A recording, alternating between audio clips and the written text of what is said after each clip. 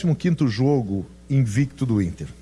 E cálculos que são feitos por muitos colorados agora de que a vaga no G4 ela é bem viável, a classificação Libertadores já está obtida, mas tem um cálculo mais complicado ainda, mas que não é inviável, do título brasileiro.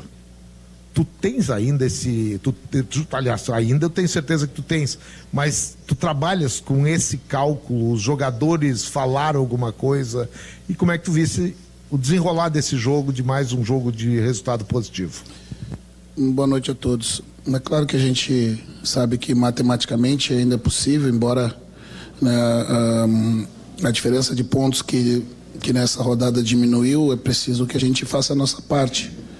E o que eu tenho proposto aos atletas é justamente isso: vamos fazer a nossa parte, procurar vencer os nossos jogos. Desde o início, o planejamento foi atingir a pontuação o mais rápido possível para a Libertadores, nos daria a condição de nos manter na briga, pensando e sonhando com a possibilidade da rodada final e com chances de brigar pelo primeiro lugar e pelo título. Então não é proibido a gente sonhar, a gente segue trabalhando com os pés no chão, e sabendo que a cada vitória, a cada boa atuação, que nos leva à vitória, a gente solidifica um trabalho, e coloca pressão naqueles que estão na nossa frente. Com relação ao jogo, eu acho que foi um jogo controlado, tivemos muito volume no primeiro tempo, algumas oportunidades criadas, mas talvez poderíamos ter tido mais finalizações pelo volume de posse que tivemos. Ajustamos algumas questões, a flutuação do Payet, que marcava fechado e jogava aberto, e o nosso mecanismo de fazer o nosso lateral saltar da linha para pegar essa terceira amplitude, ele funcionou bem, foi desgastante para o Rogério hoje, algumas peças saem mais desgastadas em função de uma característica especial do adversário. Eu penso que o segundo tempo a gente traduziu e conseguiu transformar em gol, o gol da vitória, o volume que nós criamos. Sofremos algumas bolas de cruzamento, que a gente imaginava pela presença do Veguete dentro da área. Ajustamos uma bola parada para que o Vasco tenha uma bola parada forte, a gente não sofresse, e penso que controlamos bem o Vasco jogando fora de casa, e penso que merecemos o placar que conquistamos ao final da partida. Roger, aqui, boa noite, Cícero Mel da Boa ESPN. noite, Cícero, prazer te ver. Prazer é todo meu. Queria te parabenizar pela vitória e pela campanha que você vem fazendo no Internacional. A gente sabe que é muito difícil no campeonato tão equilibrado como é o brasileiro, um time ficar 15 jogos sem perder, realmente é digno de elogios. Aí eu aproveito e te pergunto, você considera, de forma bem realista, que seja o seu melhor trabalho como treinador? E você, complementando, pode dizer que esse time seu e esse time do Inter atual tem que características de jogo? Boa noite. Boa noite. É o melhor trabalho do momento, Penso que todos os meus outros trabalhos foram muito bons. Eles foram interrompidos, e eu não pude concluí-los.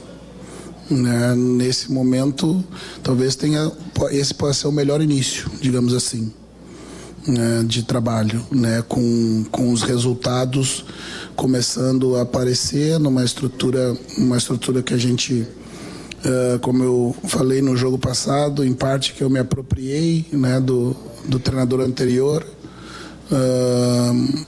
mas também era a estrutura que eu jogava no clube anterior, que permitiu rapidamente fazer alguns ajustes, do ponto de vista defensivo, que nos permitisse estar mais perto da bola, ter as compactações, poder entrar para dentro do campo adversário, pressionar alto os adversários, independente se a gente está jogando dentro ou fora de casa.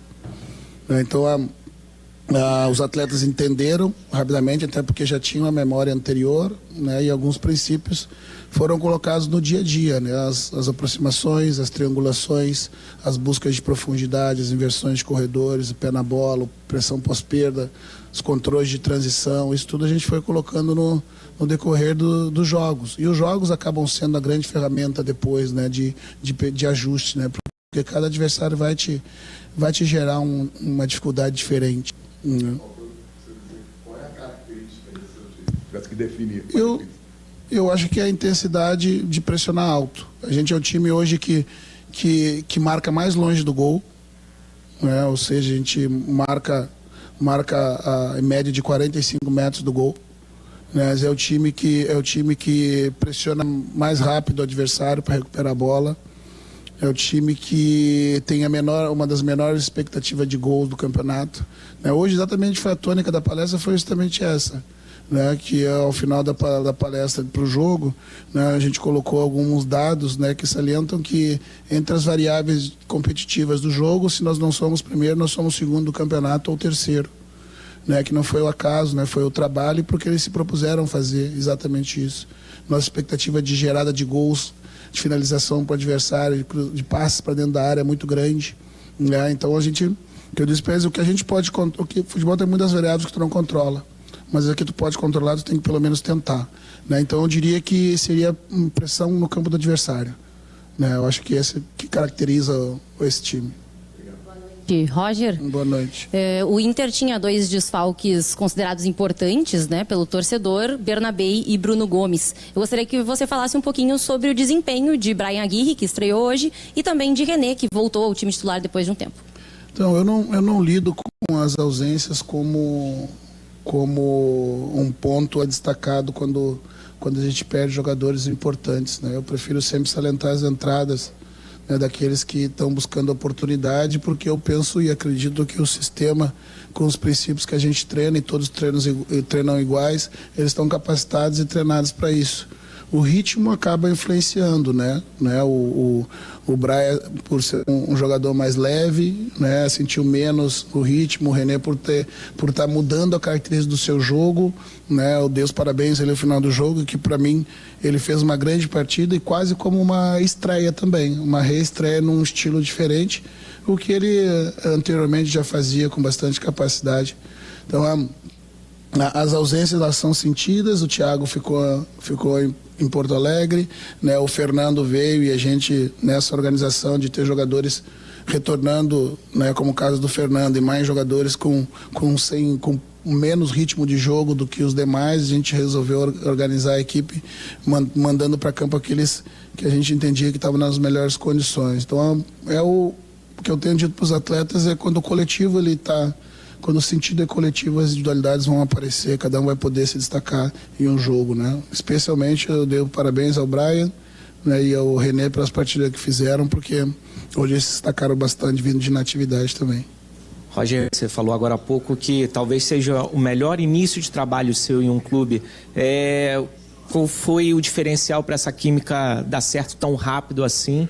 E num time que tem uma sequência tão boa positiva, uma invencibilidade tão grande, ainda cabe muita evolução ou está próximo daquilo que você entende como ideal? Eu penso, como respondi na questão anterior, né, que eu usei muito do material deixado pelo treinador anterior, né, e que me ajudou a queimar algumas etapas. Mas eu coloquei uma forma diferente de jogar. Mas a estrutura ela é parecida, então os jogadores estavam familiarizados com isso, né? E a partir daí o talento dos jogadores, né? Nosso grupo é talentoso, né? Tem um entendimento rápido do que se pede, além do que esse ano, né, em função das paradas das datas FIFA, permite que você trabalhe. Senão você troca o pneu com o carro andando. Não tem como você colocar princípio de jogo se você não treinar. Cada princípio de jogo que a gente pretende botar em jogo, eu preciso uma média de 6 a 10 trabalhos do mesmo trabalho para que ele comece a aparecer no jogo. E se você não tem tempo, não consegue. Então eu atribuo a isso, ao tempo, né? Lá no início a gente não teve tempo, então a evolução foi mais lenta. Né, e a capacidade dos jogadores, né, de abraçar a ideia e fazer da melhor forma possível. Roger, boa noite. Parabéns pela vitória e pela invencibilidade de tantos jogos assim. Faltam 4 jogos para acabar o Campeonato Brasileiro. O Inter já está garantido na Libertadores e eu acredito que o próximo objetivo seja se classificar direto na fase de grupos.